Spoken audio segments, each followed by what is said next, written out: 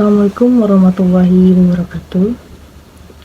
Di sini kami adalah kelompok 2 yang akan membahas mengenai BPJS Kesehatan.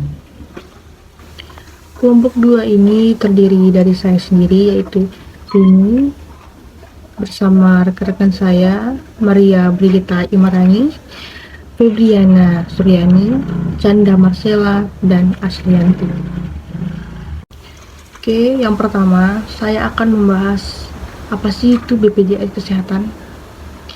Pertama-tama saya akan menjelaskan BPJS. BPJS adalah singkatan dari Badan Penyelenggara Jaminan Sosial, yakni sebuah lembaga khusus yang bertugas menyelenggarakan jaminan sosial baik dalam tingkat kesehatan dan ketenagakerjaan bagi masyarakat, PNS, dan pegawai swasta.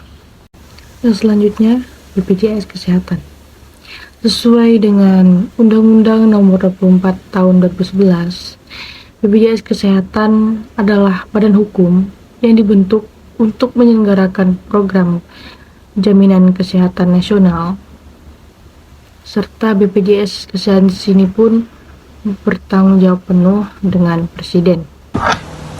Syarat-syarat BPJS Kesehatan. Untuk syarat dari BPJS Kesehatan ini dibagi menjadi 2, yaitu yang pertama ada syarat pendaftaran. Pendaftaran ini sendiri dapat melalui via online ataupun offline. Meskipun begitu, berkas yang dipersiapkan tidaklah jauh berbeda. Untuk syarat pendaftaran secara online, berkas yang perlu dipersiapkan yaitu seperti kartu keluarga, KTP yang masih berlaku, kartu NPWP jika ada, serta nomor HP dan alamat email yang tentunya masih aktif.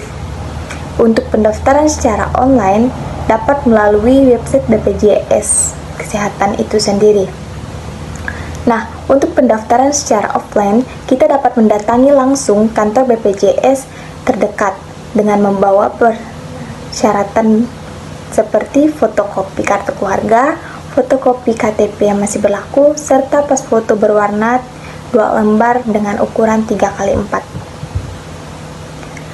Yang kedua ada syarat peserta. Untuk syarat peserta BPJS Kesehatan ini sendiri ada 2 macam, yaitu PBI dan non-PBI.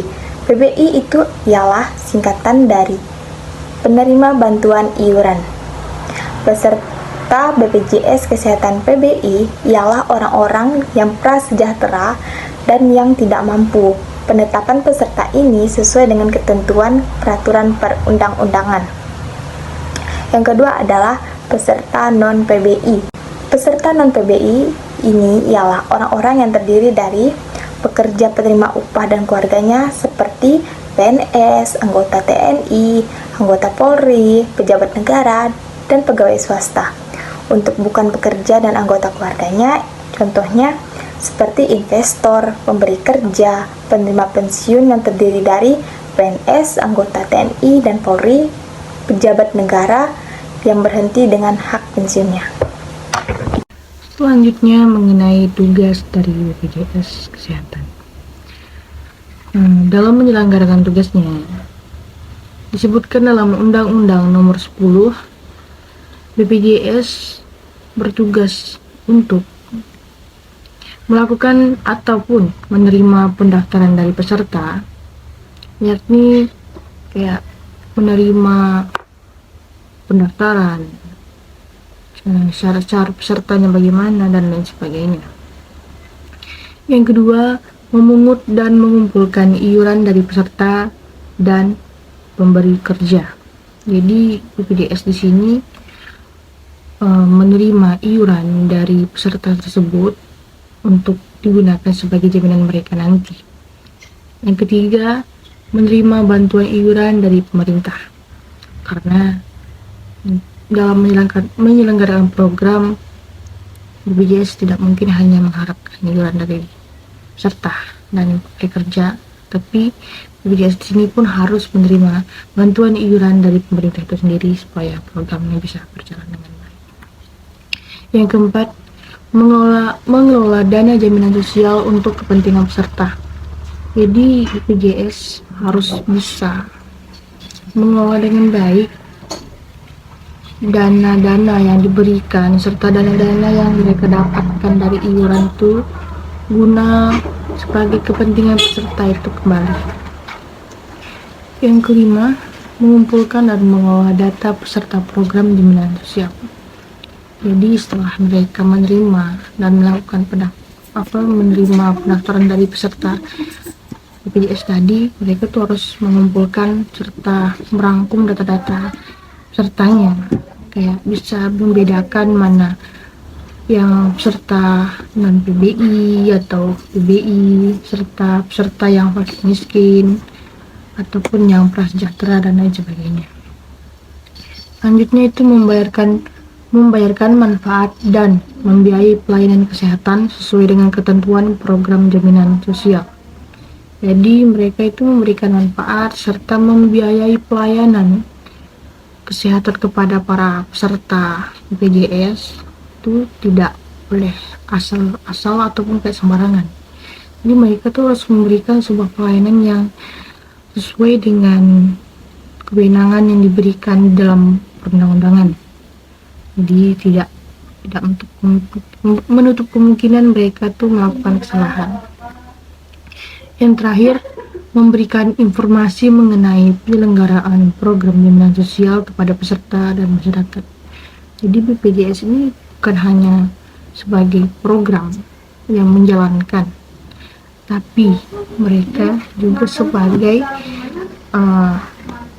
pusat informasi kepada masyarakat juga peserta dalam memberikan pengetahuan mengenai apa sih ini BPJS, terus fungsinya untuk apa sih kepada peserta dan masyarakat, terus bagaimana mengerjakannya, apa pelayanan yang mereka berikan dan lain sebagainya. Baiklah, terima kasih kepada teman-teman saya. Di sini saya akan membaca peraturan BPJS. Nah, Pasal 10 Peraturan BPJS Kesehatan Nomor 1 Tahun 2014 tentang penyelenggaraan jaminan kesehatan menyebutkan bahwa anggota keluarga yang ditanggung sebagaimana yang dimaksud dalam kelompok peserta bukan penerimaan bantuan iuran jaminan kesehatan. Pada ketentuan pasal 24 hingga pasal 26 itu membahas mengenai hak dan kewajiban peserta BPJS Kesehatan, yaitu hak-hak peserta BPJS Kesehatan diantaranya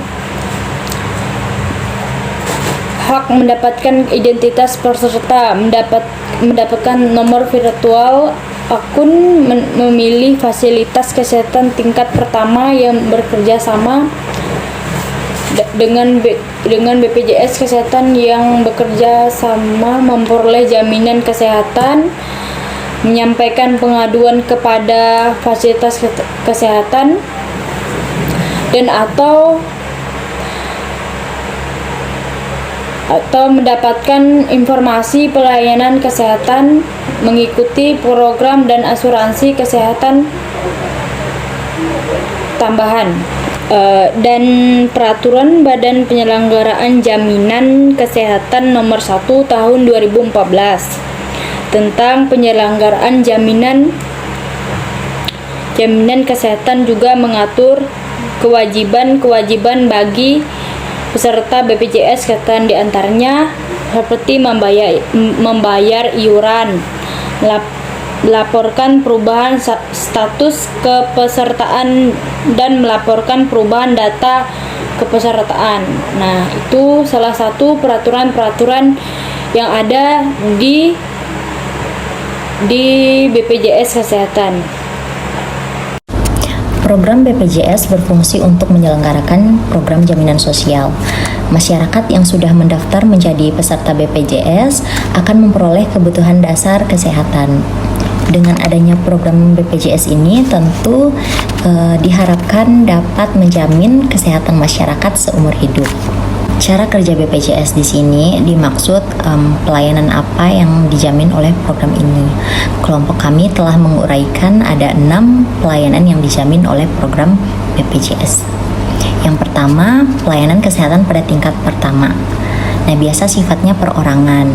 Masyarakat bisa mengaksesnya ini melalui puskesmas, kemudian praktik dokter, biasanya dokter umum, dokter gigi, itu ada pelayanannya. Kemudian juga di klinik itu BPJS menyediakan. Yang kedua, pelayanan kesehatan pada tingkat kedua. Nah, di sini masyarakat datang untuk mendapatkan pelayanan, tapi dia harus mendapat surat rujukan gitu. Nah, misalnya saya ingin berobat, saya harus meminta surat rujukan dulu ke puskesmas agar saya dapat berobat. Misalnya saya tadi sakitnya ingin berobat ke spesialis paru-paru. Nah, saya harus mendapatkan surat rujukan terlebih dahulu agar saya dapat mendapatkan pelayanan BPJS di dokter spesialis paru-paru tadi. Yang ketiga itu pelayanan gawat darurat menggunakan fasilitas IGD. Nah, IGD itu kan seseorang yang harus mendapatkan pertolongan pertama atau yang harus cepat ditindak secara langsung gitu kan. Nah, peserta BPJS dapat mendapatkan pelayanan ini tanpa harus meminta surat rujukan seperti yang fasilitas tingkat kedua tadi, karena ini kan bersifatnya harus segera ditindaklanjuti. Jadi orang yang mempunyai BPJS tentu dapat mengakses ini lebih cepat gitu. Nah, yang keempat itu pelayanan obat dan fasilitas kesehatan. Nah, peserta BPJS itu kalau meminta obat biasanya mereka dapat potongan harga, ataupun ada juga yang gratis kalau mereka mempunyai BPJS. Kalau untuk menggunakan fasilitas kesehatan itu, saya kasih contoh, saya mau buat kacamata nih, kacamata yang minus kayak gitu, yang silinder kayak gitu kan. Saya harus melewati prosedur-prosedur itu dulu untuk mendapatkan potongan harga agar saya bisa mendapatkan kacamata itu. Saya harus meminta surat rujukan terlebih dahulu kepada dokter. Yang kelima, pelayanan ambulans. Nah, biasanya ini kayak biaya sewa gitu kalau kita menggunakan ambulan. Masyarakat bisa mengakses ini untuk keperluan mereka seperti menjemput pasien yang sakit di rumah, kemudian mengantar jenazah, kemudian bisa juga digunakan untuk mengantar pasien yang ingin pergi ke fasilitas kesehatan tingkat pertama gitu. Nah, kan kalau misalkan menggunakan ambulan itu kan biasanya ada biaya gitu. Nah, peserta BPJS kalau menggunakan pelayanan ambulan itu biasanya mendapatkan potongan harga, misalnya biaya sewanya 1 juta. Kemudian dia sebagai peserta BPJS itu mendapat potongan 300.000. Jadi peserta BPJS hanya membayar biaya sewa mobil tersebut 700.000 aja. Yang keenam, pelayanan screening kesehatan. Screening itu pemeriksaan kesehatan apakah seseorang itu mengalami masalah pada kesehatan mereka. Nah, contohnya saya mau cek tekanan darah, kemudian bisa juga saya mau cek kolesterol.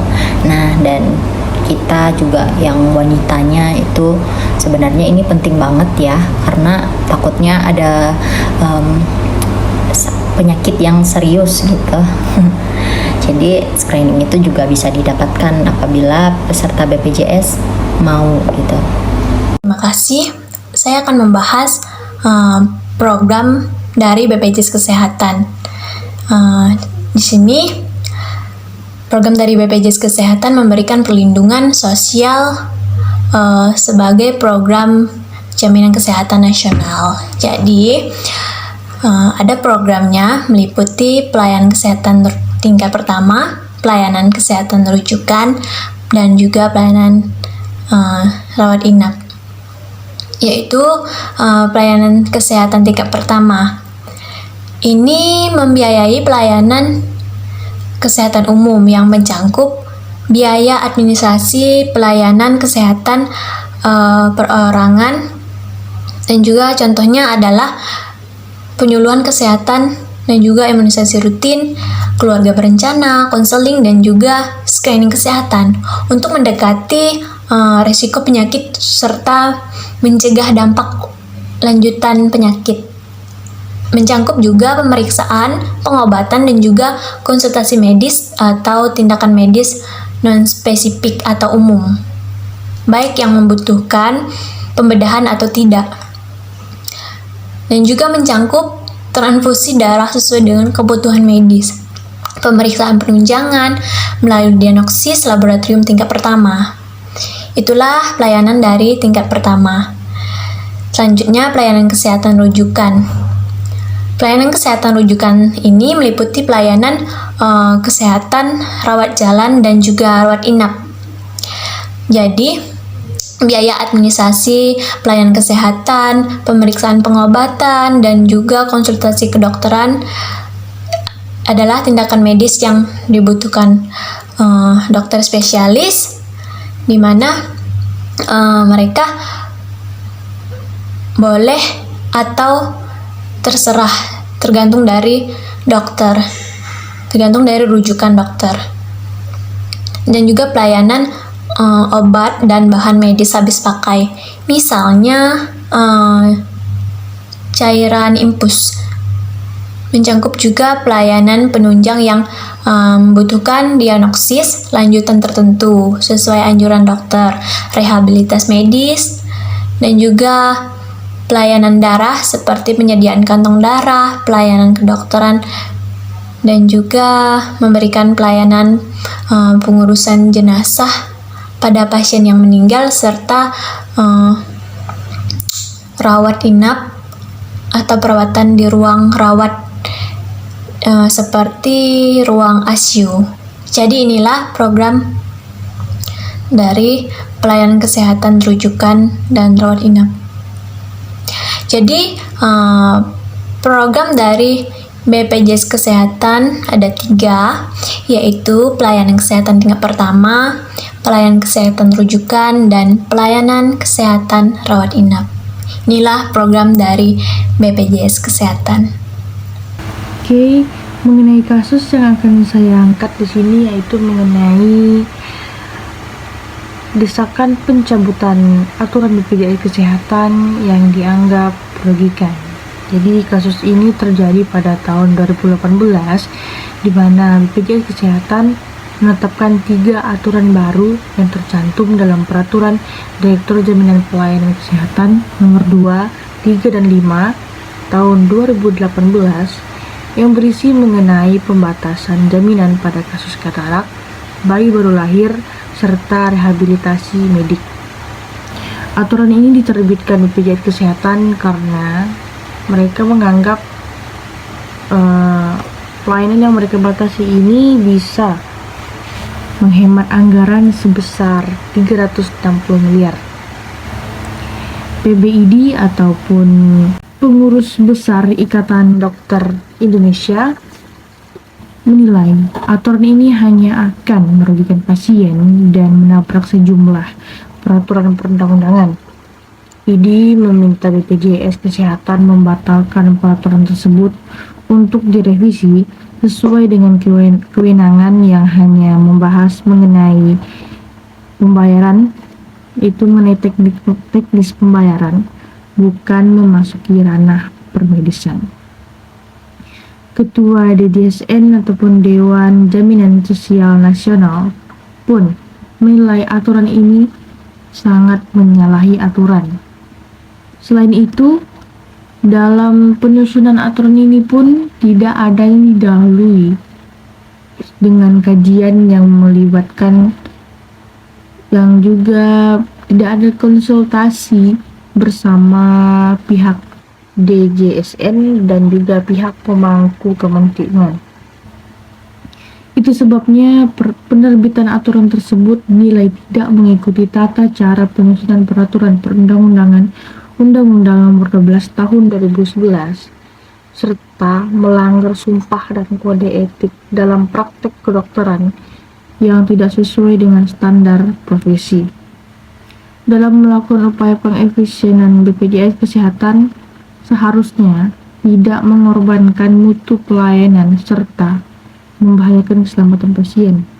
Dan juga kasus ini dianggap menimbulkan konflik antara pihak kedokteran dengan pihak fasilitas kesehatan dan juga pihak kedokteran dengan pihak calon pasien. Mungkin itu saja yang dapat saya berikan. Sekian dan terima kasih. Kasus yang saya dapatkan itu defisit BPJS Kesehatan masih menjadi persoalan. Apa akar masalahnya? Kasus ini masih menjadi masalah dalam program BPJS Kesehatan. Defisit itu terjadi karena penerimaan iuran BPJS Kesehatan tidak sebanding dengan pengeluaran untuk membiayai pelayanan yang didapatkan oleh peserta. Selain itu, terjadinya defisit anggaran kesehatan ini dikarenakan ketidakpatuhan pembayaran iuran dari peserta BPJS. Kepala Bidang Program Analisis Kebijakan Pusat Sektor Keuangan Kementerian Keuangan Republik Indonesia, yaitu Ronald Yusuf, mengatakan pemerintah sudah melakukan audit untuk mengetahui apa akar persoalan defisit BPJS Kesehatan di tahun 2018 lalu. Dia bilang apakah defisit ini pendapatannya yang kurang atau belanjanya yang berlebih. Saya rasa ada keduanya, kata Ronald Yusuf. Tahun 2018 lalu, atas instruksi Menteri Keuangan meminta diadakan audit kembali gitu. Dengan bekerja sama dengan BPJS untuk melihat akar masalahnya di mana. Untuk mengatasi defisit, kenaikan iuran BPJS bisa menjadi salah satu opsi penyelesaian. Nah, iuran BPJS itu kan sudah ditentukan besar nominalnya berapa dan terbagi lagi menjadi kelas 1, kelas 2, dan kelas 3 gitu kan. Jadi kita sebagai peserta yang sudah terdaftar menjadi peserta BPJS itu wajib membayar iuran tersebut setiap bulannya gitu. Nah, soal apakah pemerintah akan menaikkan iuran BPJS Kesehatan atau tidak, Ronald mengatakan hal tersebut akan berkolerasi dengan kemampuan APBN, karena APBN juga kayaknya belum bisa mengatasi defisit tersebut karena kan banyak banget ya beban yang harus ditanggung oleh APBN sendiri.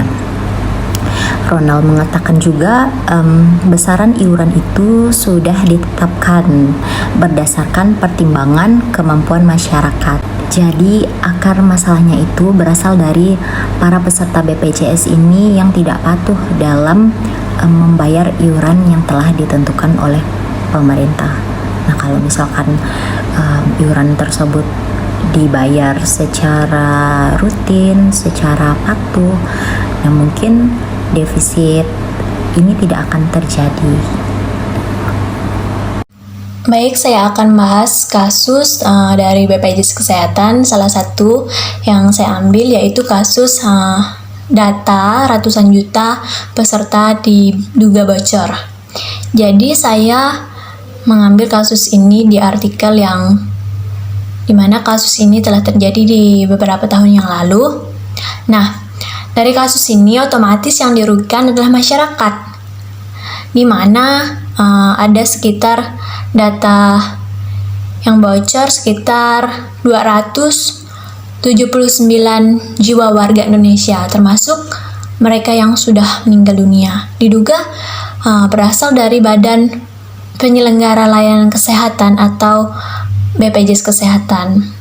Nah, Kementerian Kominfo melakukan pengajian terhadap Direksi BPJS Kesehatan sebagai pengelola data pribadi.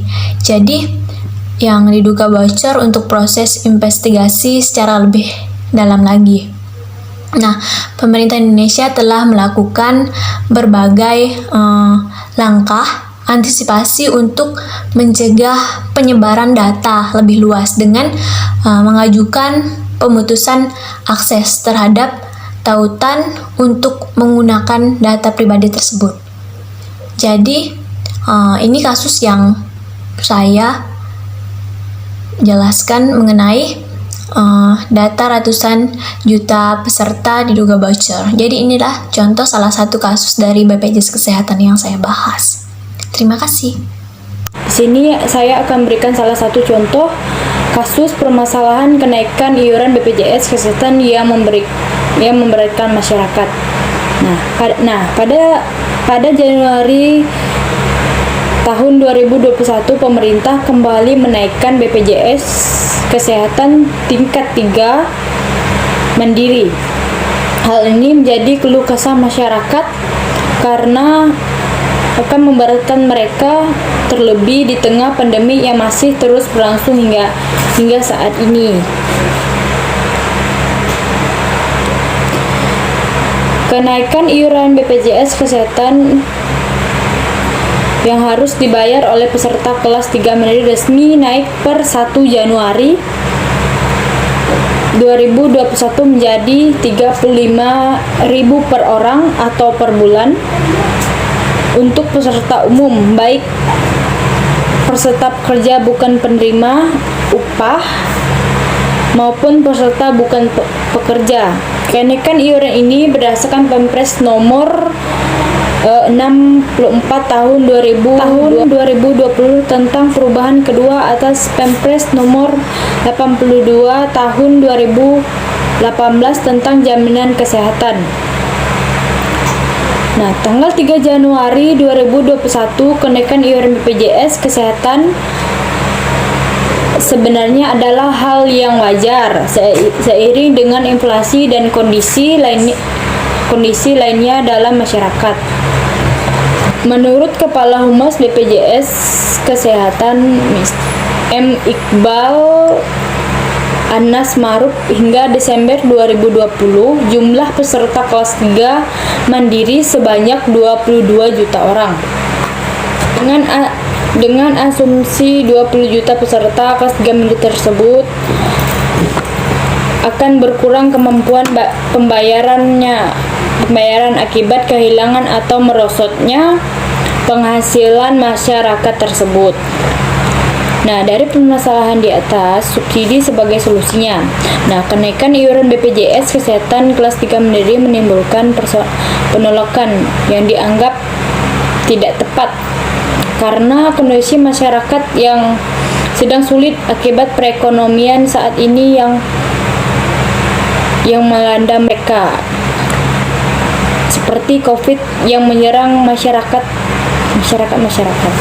Penolakan salah satunya oleh tim advokasi peduli hukum Indonesia pernah menjadi kuasa hukum dari salah satu permohonan uji materi Perpres nomor 64 tahun 2020 tentang perubahan kedua atas Perpres 82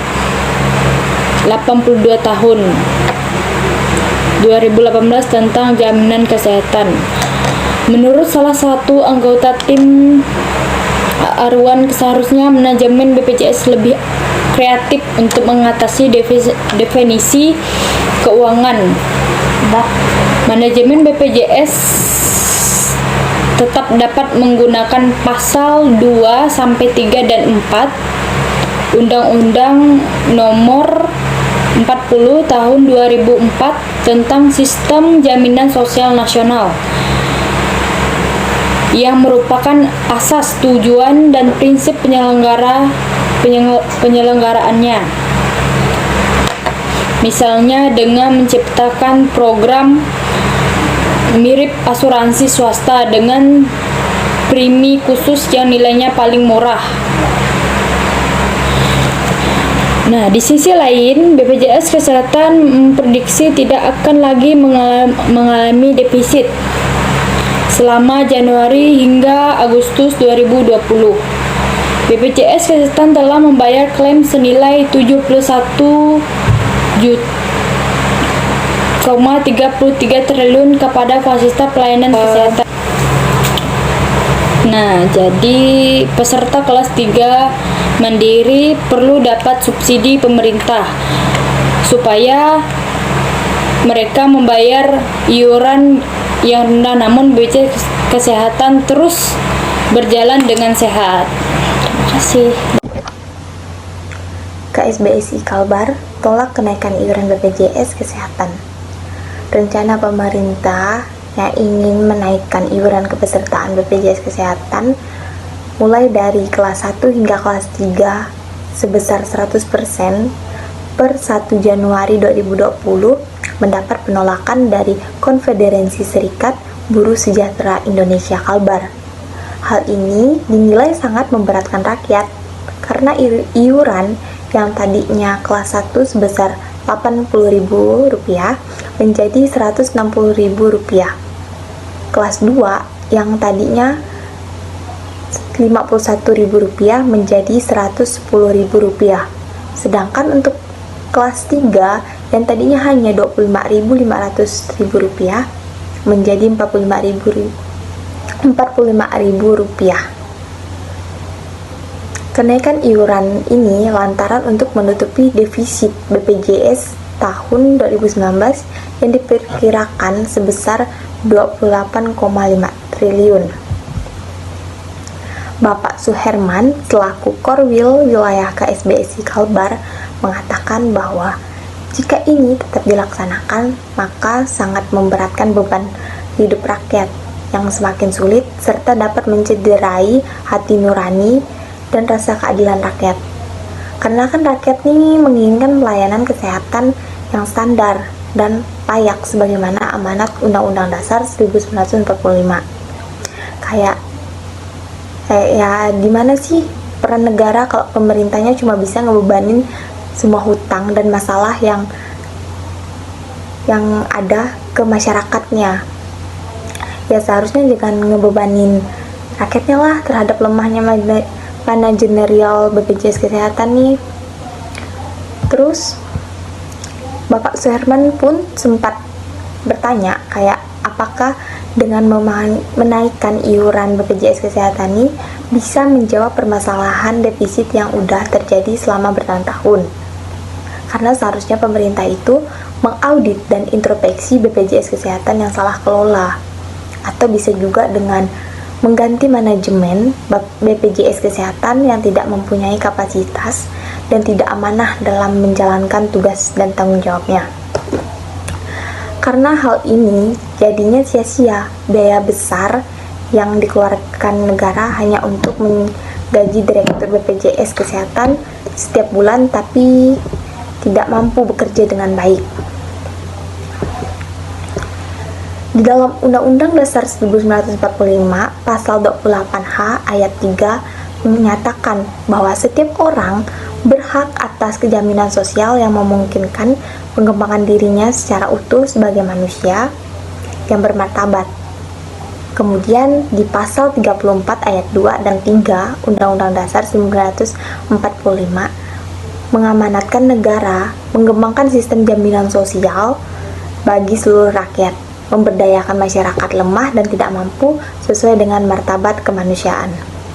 Tidak hanya itu, secara khusus dalam Undang-Undang Nomor 24 Tahun 2011 tentang BPJS Pasal 4 menyatakan prinsip penyelenggaraan sistem jaminan sosial nasional oleh BPJS diantaranya kegotong royongan dan akuntabilitas.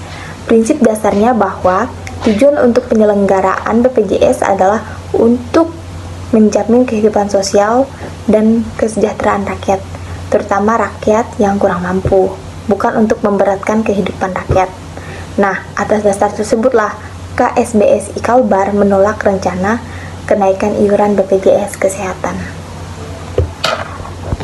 Oke, mungkin sampai di sini saja presentasi dari kelompok kami. Apabila ada salah kata, mohon dimaafkan karena sejatinya manusia tidak lepas dari namanya hilang. Wabillahi taufiq wal hidayah. Wassalamualaikum warahmatullahi wabarakatuh. Shalom dan sampai jumpa.